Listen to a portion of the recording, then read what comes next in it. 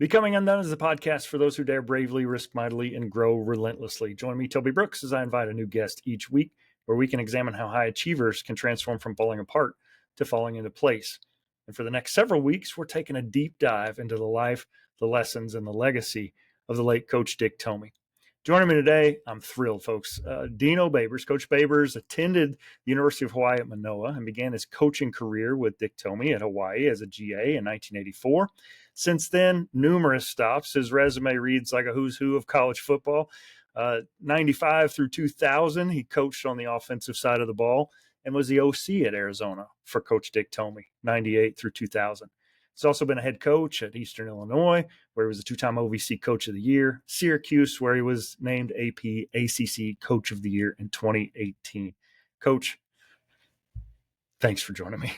That's a mouthful to introduce you, but you're worth it. I appreciate you being here. My pleasure, Toby. Thanks for the invite. Well, you were with Coach Tomey in the early days, and the reason I wanted to get you on early is I'm kind of laying this out chronologically, and yeah, you had that stop, that 98 team in Tucson is kind of the one everyone looks to. It was your splash as an OC, and I think it really opened a lot of doors for a lot of coaches on that staff. But you go way back before that on the island. So wanted to kind of get your insights as to who Dick Tomey was back with the Rainbow Warriors. So first question is your first impression of Coach Tomey. Do you remember the first time you met him, and what was your first impression of the man? Oh, this is a classic. The first time I met him was actually in his home visit. He visited me in my home, and I was at 17. My dad passed away in 1994. He was 57 years of age, but he was a military Navy guy. And at the time, I had some choices, but one of my choices was the Naval Academy. I had an appointment to the Naval Academy. And my dad was Navy. So Coach Tomey came in on the home visit, and he's talking to us, and my dad's sitting there. And, my dad said something about Naval Academy compared to Hawaii or something. And my dad was like 6'2", 235. He played ball. He's a strapping dude. And Coach Tomey stood up and all of a sudden, and not in a mean way, but just in, hey, we've got a lot of things to offer too. And he kind of, excuse me, that's my fault. He kind of got, not disrespectful, but stood his ground against my dad. And I was like, wow, that guy's, I kind of like that. Yeah. The way he does it. And, yeah. And then when all that was over, and then I took a visit out there, and I decided that I wanted to go to the University of Hawaii. I mean, it broke my dad's heart that I didn't go to the Naval Academy, but in the long run, it all worked out for the best. Yeah. Coach definitely had, he didn't back down. That's for sure. He had the heart of a lion. Every great coach has a lesson or a phrase. There's lots of Dick Tomey-isms. You've got some great ones too that I still use to this day. Let me hear one of them. Yours, I say this to my kids. I've said it to my students. They don't call it walking late. I can picture trunk candidate in kind of a trainer trot, and you said, we were supposed to go to team period, and you said, we don't call it walking late. Certainly some Coach Tomey-isms have come up in the interviews that I've had so far. What comes to mind for you when I say, those memorable Coach Tomey-isms? It's a hard one, and it's the one that really drove me, as an assistant and into my coordinator job and days until I got an opportunity to be a head coach. But he used to say, you're either coaching it or you're allowing it to happen. And heads I win, tails you lose. I didn't like that, but when you apply to that, you just can't give yourself an excuse. Yeah. And you got to find a way to make it happen. And one of the things I pride myself on, and I think Coach was the exact same way, is that coaching is teaching and teaching is coaching. And I said, to me, the only difference is the pay's a little different. But besides that, it's that, as a teacher, and I hope the teachers don't get mad at me, you're allowed to give an A, a B, a C, a D, and an F.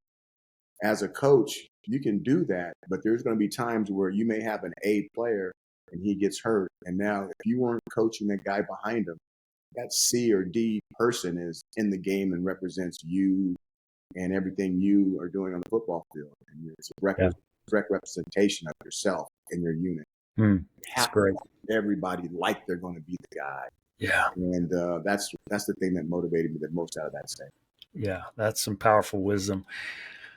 Certainly, Coach had a humor streak in him as well. He was known to be fiery, and he would get in your face if he had to. He's known for his passion and his presence. Do you have any classic only Dick Tomey could do this kind of stories that make you laugh? Oh, okay. Oh my God. She will get so mad at me. But to me, I'm going to tell you the story about the roach. Okay.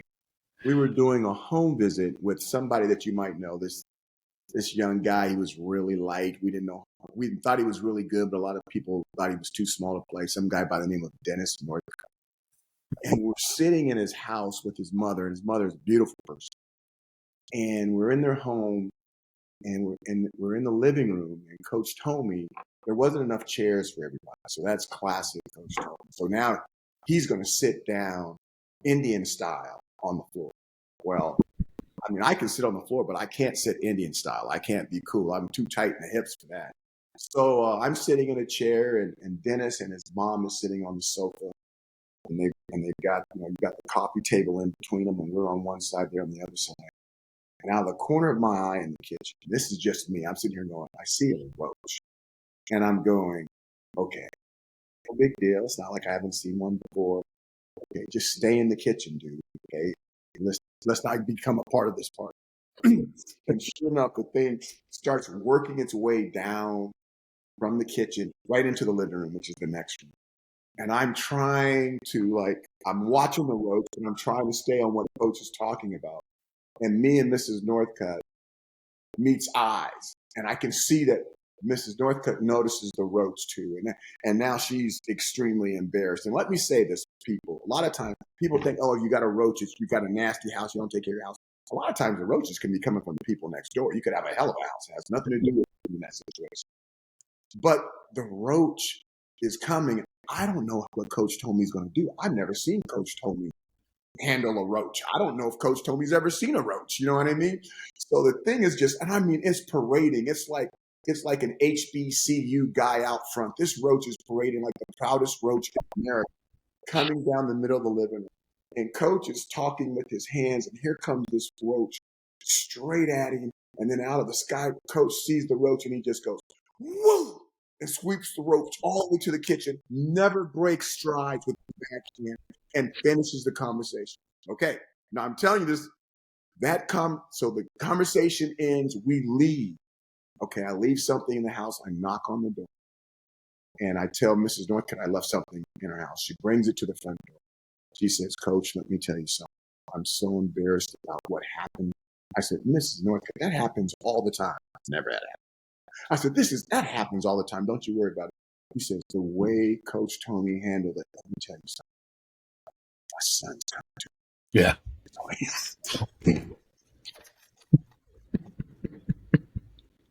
But classic Coach Tomey. I mean, I don't know. Just classic Coach Tomey. Just salt of the earth and just a man's man, and wasn't. I've heard several stories about how, Johnny Majors comes into a guy's living room. Jesse Sapolo had mentioned, like, all these coaches coming in suit and tie, and they sit in my dad's recliner. Coach Tomey's in shorts and looking like a PE coach, but sitting in the floor, respecting the culture. And that connected and that resonated with parents in a way that maybe a suit and tie couldn't or didn't or wouldn't. Absolutely. I'm curious. So you've experienced Coach as a student athlete. You started your career as a GA. Your first OC, I believe, was at Arizona under Coach. So you've served him in many different roles. Talk me through that process. And if you didn't like the guy, you wouldn't have kept coming around. Playing for him, he was we used to call him a blue-eyed devil. As a player, but he was fiery. He was God. I want to. The next thing I would say, a team guy, but God, it was his way. Now it was he. I mean, and he cooled. By the time he got to Arizona, he had cooled down. I mean, we had him fresh. I mean, we had him fresh, his first head coaching job. And I mean, he could put the fear of you, blah, blah, blah in you. There was no doubt. And it, black, white, poly, it did not matter. I mean, he's getting up on a soapbox to look you in the eye, but God dang it. I mean, and sometimes he had to get up in a bigger chair than that to look up some guys in the eye. But he was fiery, but he was honest. And he was somebody you can talk to. I remember being I was team captain my senior year, and I went in and had a conversation with him about the team, about individuals on the team. And he probably didn't like what I said, but he sat there and listened to me. And after I left, and I'm not going to talk about the topic, you know, he made some changes, and I think those changes paid off. I don't know if he made them because of me. He could have been already ready to make those changes, knowing Coach Tomey.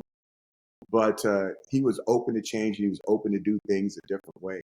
I thought I saw on your thing. Well, I don't want to talk about that one. I thought did you ever talk about Camp Coach Chiefs where they had the swimming Yes.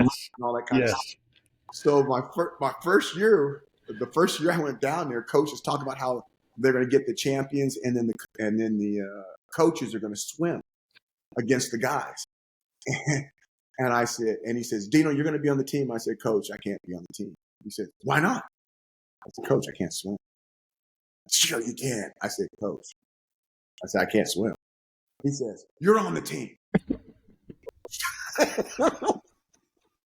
said, Coach, I cannot swim. You'll get it done. You're a competitor. You're on the team. Needless to say, I mean, I dove really far. I got almost to the middle of that thing. And that's about where I stayed as long.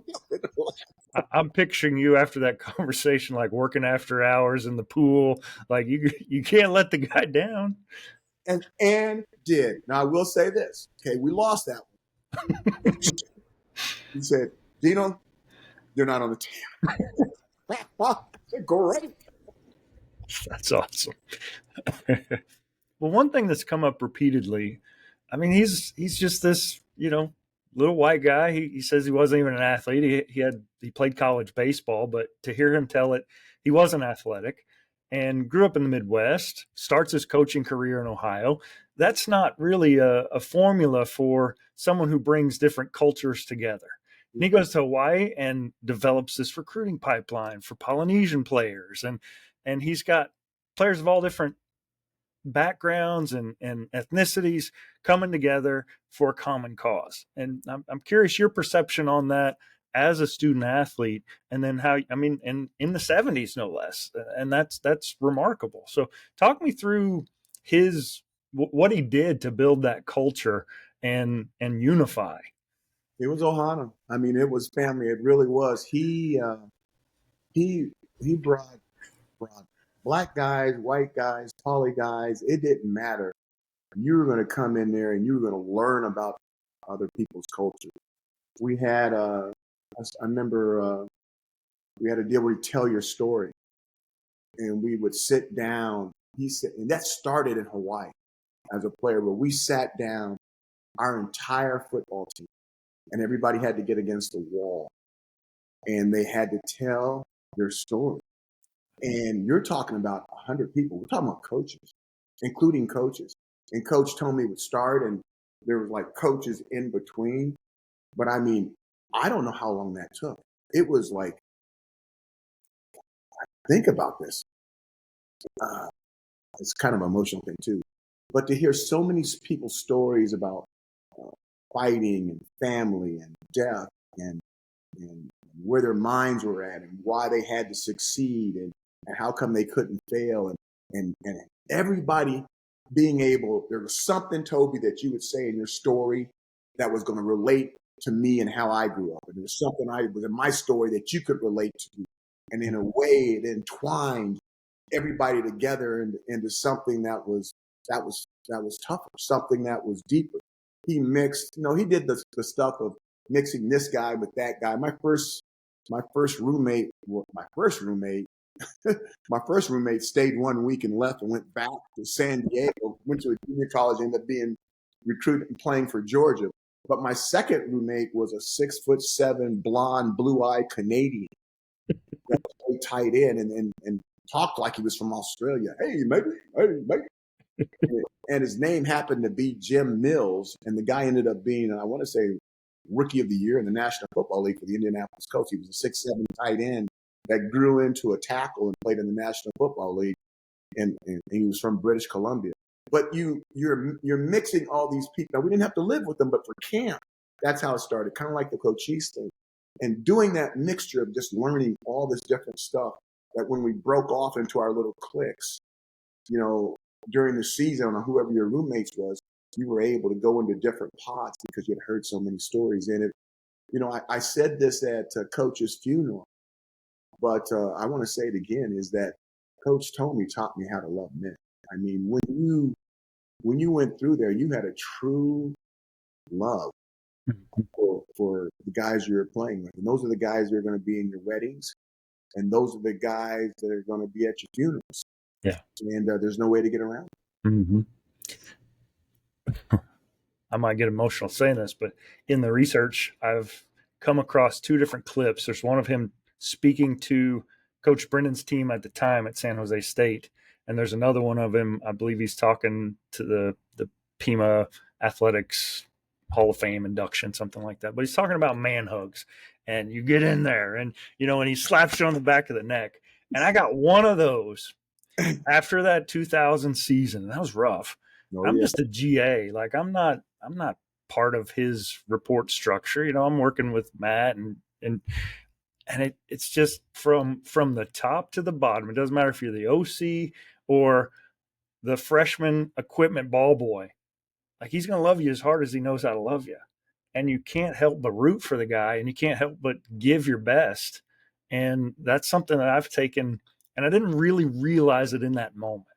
But as you get away from it and you realize, hey, wait a minute, other people don't do that. Like this is unique. What I had was special.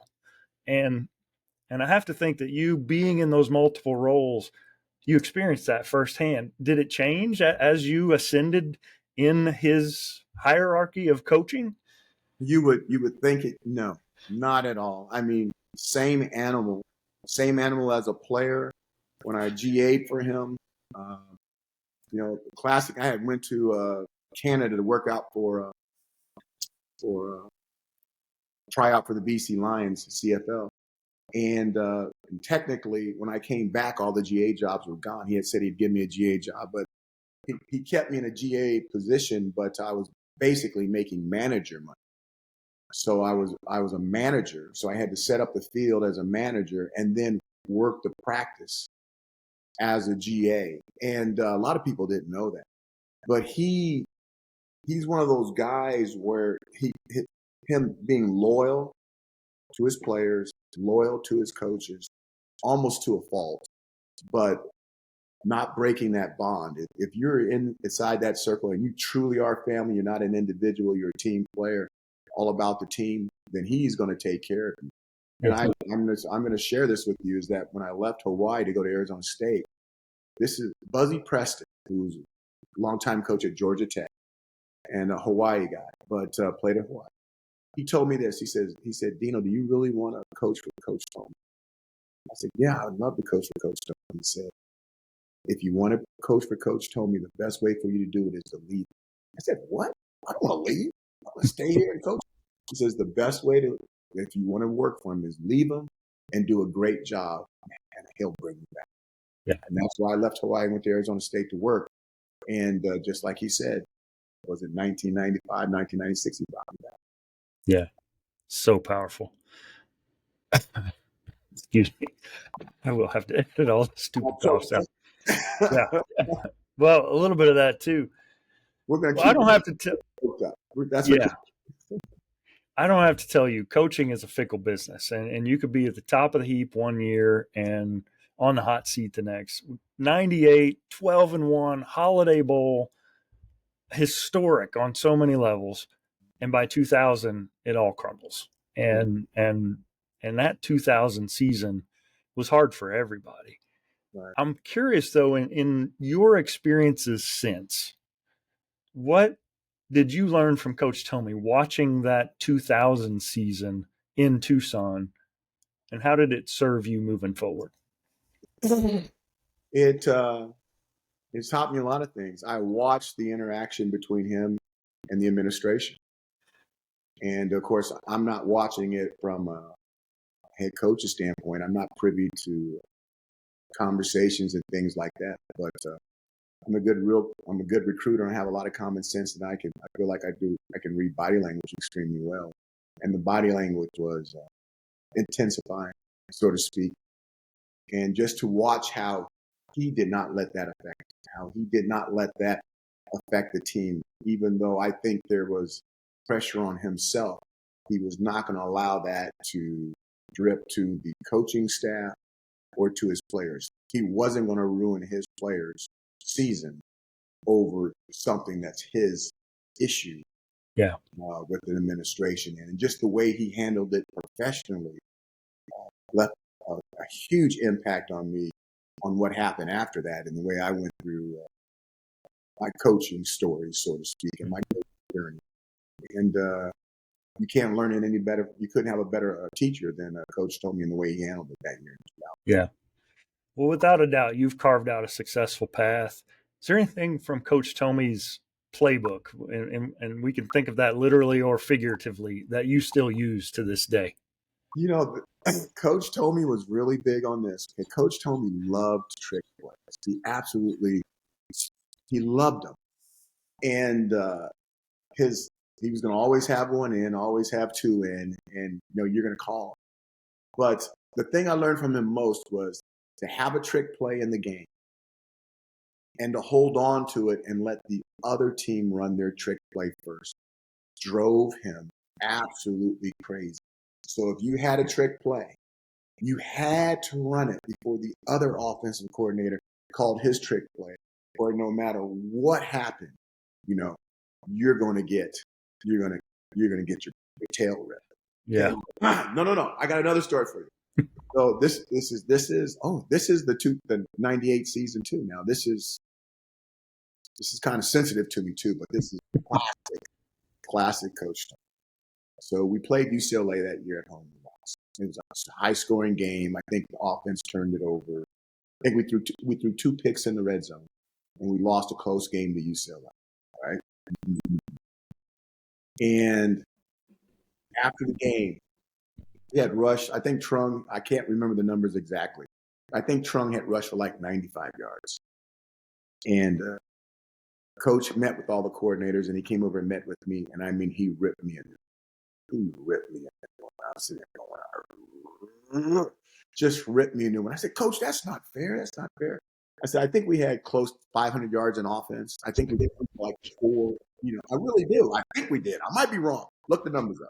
I thought we threw for amazing numbers, 2 turnovers. He just ripped my tail that we didn't run the ball. So this is a Dick Tomey lesson. So, I mean, people couldn't understand it. Sunday, I'm upset. Monday, I'm upset too. I'm not cussing or not. I don't do that stuff. I mean, I'm just internally upset. I want anybody to read. You may not even know. So we're going to play Oregon State next game. And I just can't get the taste out of it. I mean, he laid into me so hard. I just can't get the taste out of it. And we go to Oregon State, and I got mad. I got mad. And I think we threw the ball 7 times. And I think we went, I'm trying to remember this. I think we went like 4 for 7 or 5 for 7 throwing the ball.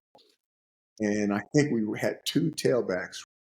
I know they both went over 100, but I want to say that like we had 2 go 200. I don't know if it's true. But after this, so we win the game and it's all that kind of stuff. And he's looking at me and I'm looking at him because I'm still mad about the other comments. And he just kind of, good game. One of those things. But the story is the wide receivers. So I'm coming in and they're all outside the Oregon State. Locker rooms weren't too great at Oregon State back then. You got Dennis Northcutt. Now, see, the thing is, Jeremy McDaniels, I think he went over 100 yards and catches in that game, even though he might have had like 4 catches. He went over 100 yards. Yeah. But Dennis Northcutt, Brandon Manny Mariota. I've got, oh my God, I forgot my guy that catches everything for a second. Brad Brennan, Melosi Leonard. There you go. There's my other 2 guys, and they're just, they're not saying anything to me because I love those guys. They love me. So they're all outside. They're not in the locker room. So I'm walking in and I go, "Whiteouts over here. Oh, you guys, just sit down." They all sit down. They're all on the curb, I think. I'm all in front of them. This is after we just threw for 400 against the Bruins. And I'm just, got to apologize to you guys. I'm not going to lie to you. I just got mad. I just got mad. And and da-da-da-da-da. Sorry, it won't be like that the next game, but that's just how it was this game. And Dennis Northcutt looks up at me and he goes, "That's all right, Coach. That's all right. We all get mad. That's all right. We got it. We got it." And he goes, "Coach, just don't get mad again." Okay, Dennis, I won't get. Yeah. And those 7 balls are thrown by 2 different quarterbacks at that. So That's exactly right. Oh my goodness. Well, that's awesome. Well, beyond the X's and O's, how would you say Coach Tomey shaped the man you became off the field? It's I feel like I've had 3 dads. Okay, biological dad. My high school coach, John Shacklet, really shaped me because my dad was away and couldn't do all the things that a dad could do with me. And he used to always step in. He's still alive. I spoke to him this week. Amazing guy. But Coach Tomey is like a second, third father to me.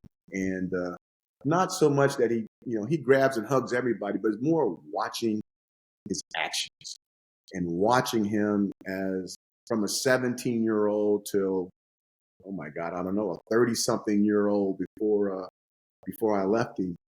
He was just so consistently good, and his big line, be consistently good, not occasionally great. Somebody you can wind your clock by day in and day out. I can be there for you. Those are the type of guys I want around me. And that's what he was. You knew what you were going to get for the most part, unless his eyes went deep blue on you, then you didn't know what you were going to get. But that consistency allows you to grow. And that's the thing that I learned the most from him is be consistent. Whatever you are, be true to yourself, be true to your personality, and your guys can grow around you. And then listen to them. I mean, sometimes young people have a great idea. They really do. Just you got to listen to them and let them tell their story and let them get it off their chest and then tell them what's best for the team. And it may not be what's best for them. And what's best for the team may be for them not to be with us. Yeah. I've had those stories with guys. But I'm not going to kill your career, but this is not the place for you based off the things that you like. Right. Powerful. Appreciate you sharing that. If you could go back in time and spend one moment with Coach Tomey on or off the field that you experienced, what would it be and why? God, you're going to hurt. When I had an opportunity to come visit Coach when he had his cancer. And I really believe that I was like one of the last people to actually get a conversation with the real him. And I was in his house in Tucson. Miss Nancy was there as well. And I asked him a question, and I'm not going to tell you the question. I'm not going to tell you the question, but it was a deeply personal question. And this is him going in and out. I'll say reality. But I asked him a question about top level football that I wanted to hear what his answer was. And he closed his eyes and I thought I was losing him, not losing him into death, but just he was going to go off on one of those tangents and he wasn't with us or with me. But he closed his eyes for a long period of time. And I'm like, God, does he sleep? And then he opened his eyes, and I guess you're not going to get the moral of the story unless I tell you the question I asked. I asked Coach this. I was the head coach of Syracuse. I asked Coach, I said, Coach, is it possible for you to win a national championship without you? That's the question. And he paused, he closed his eyes. And then a long period of time, then he opened his eyes and he said, I don't know. I don't know. And it was so powerful because I know he wasn't lying to me. I knew he wasn't lying to me. And he knew that I really needed to know the answer. Yeah. And I want to say 1 or 2 weeks after that, he passed. But for him to give me that at the end is something that I've always remembered. And as crazy as that sounds, when I heard that name, image, and likeness was starting, I thought, well, this will be great. Now everybody gets to pay players, and we all have a chance to win. But now it just seems like even more. Yeah, that's good. The players are getting paid. But now you have other issues now that everybody's getting paid on how to keep teams together and to be able to have long periods of run. Where people are more concerned about the people playing next to or playing for instead of Yeah. Now, they deserve to get it. That's not what I'm talking about. Just trying to keep the team aspect. Yeah. I appreciate you sharing that. And that actually leads right into my next to last question. The game has changed in so many ways compared to even when Coach Tomey was at San Jose, which doesn't seem like that long ago. But in terms of the cataclysmic shifts we've seen in college sports, it's a different game today. If Coach Tomey were coaching in today's era of NIL and transfer portals and analytics, how do you think he would have adapted? Wow, I don't know about that. He's so team oriented. He is so team oriented. And I guess he would be that guy where everybody would make the same amount of money. And if you didn't want to make the same amount of money, then you didn't want to be a part of his team. And go have fun doing whatever the hell you're going to do. We're going to have a football team that loves each other, that's going to stay together, and we're going to go out here and compete as one. Yeah. And I think that would be the major thing. I don't think that it's not a situation where certain guys can't get more money, or your quarterback, your tailback, your shut down corner, which Coach Tomey had so many NFL corners under Coach Akina. I mean, we had draft picks on offense, we had draft picks on defense, and there's no doubt that everybody could say, well, if you're going to pay somebody, pay that guy because he's really good. But to have the team working together. Okay, team moment. Remember when we had the leap by the lake? Mm-hmm. And we went to Washington without Chris McAllister, which is OMG. And we got the ball, I don't know, about 98 yards from the goal line. And we had to have two quarterbacks, one play quarterback, and then one fourth down or third down, and I don't know what. Heath Smith completes a pass to Ortiz Jenkins running a comeback. And then after he throws the BB to the other side of the field, he runs off the field, and OJ goes back to quarterback to finish the drive for the leap by the lake. And that's in a 2-minute drive. Yeah. But to have a win like that, and then to come back, and when the doors opened on the jet in Tucson that night, Chris McAllister was on the tarmac. To this day, I'm like, Chris McAllister, how did you get on the tarmac? You know how illegal that is? Get on the tarmac. He's there, and the team's going crazy. We won this game without him. I'm telling you the truth. But that's Coach Tomey could take a kid from anywhere and instill that type of ohana, that La Familia, that family in him. And I mean, he makes men love each other, and he makes us cry together. You know what I mean? We're all watching. Yeah. We're all crying together. Yeah. So he's crying. We're crying. Yeah. That's a good one. I hadn't heard that story. I got to compose myself. I had goosebumps hearing you tell that story. Chris McAllister, all world. I mean, he's, in this era today, that guy's a prima donna, and he doesn't answer to anybody but maybe his agent, That's exactly right. And he was good enough that his agent was answering to him. Yeah. Yeah, So good. stuff, though. Well, I certainly appreciate your time. I got one last one here, a word association. If you had to sum up Coach Tomey in just one word, what would it be and why? I would say family. I just he had the ability to walk into anybody. See, this is cool because I got to see it. He recruited me, just like you said.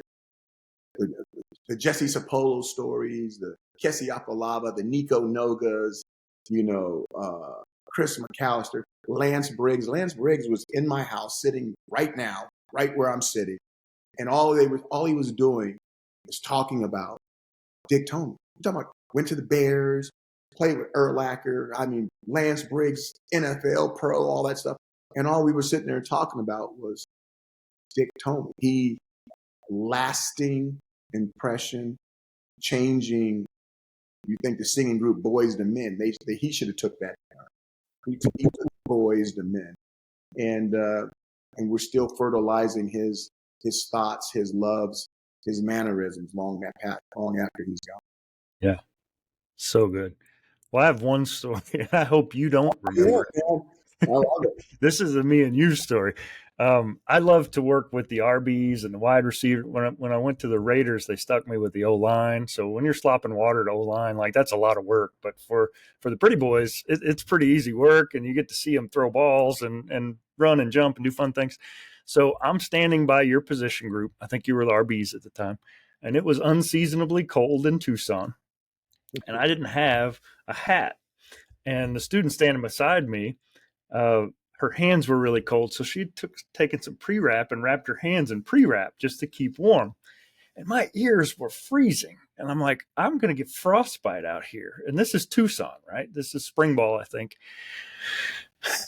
So idiot me, she hands me the pre-wrap, and I start wrapping it around my head, and I'm not paying attention. And you're talking to your RBs, and she kind of nudged me, and I look over, and you had stopped kind of mid-sentence.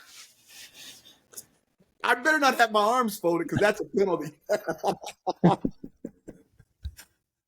And I tell my students that, I'm like, okay, when you're out there, you're on. If your coach stops mid-sentence because you're doing something stupid, that is a horrible mistake. Fair enough. So my apologies. This is what, 20, 30 years later. I'm sorry for interrupting the middle of your speech. And I will also say this, my other Dino Babers memory, I don't know where Coach went, but he was out for one day. We were in Arizona Stadium. It was a fairly light, shells kind of thud practice. And you had kind of taken over and you were wrapping up that end of practice, Coach, the typical end of practice, take a knee, show me your eyes. And I remember hearing you give that speech addressing the team. And I'm like, that guy is an awesome head coach. and you were just filling in, just doing what you needed to do to fill in for your mentor. And I was just so happy to see where your career took you, because I could tell that just the inspiration just poured out of you in much the same way that we see Coach Tomey do the same. So I just wanted to tip my cap to you.